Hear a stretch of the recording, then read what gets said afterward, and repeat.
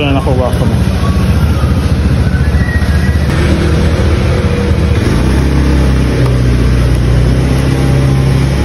Ito siya.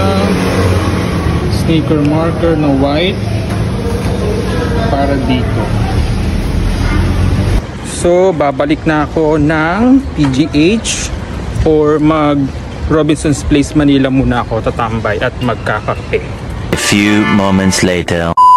Time check, it's 11:45 in the morning. Nandito na ako sa Robinson's Place Manila.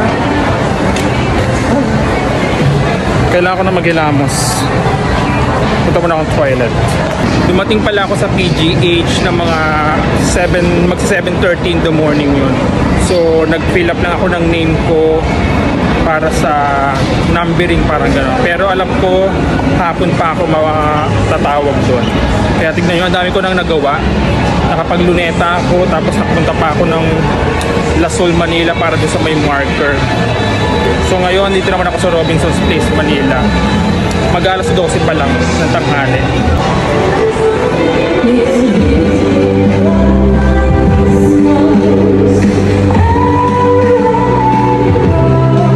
At dito ko nga napiling magkape sa Dunkin Donut para wala masyadong tao. Umorder ako ng isang cafe latte at isang Bavarian donut. Nagpalipas ako ng konting oras dito bago pumunta sa Philippine General Hospital para sa aking follow-up check-up. At manalamin muna tayo bago lumabas ng Robinson's Place Manila at didiretso na tayo ng PGH.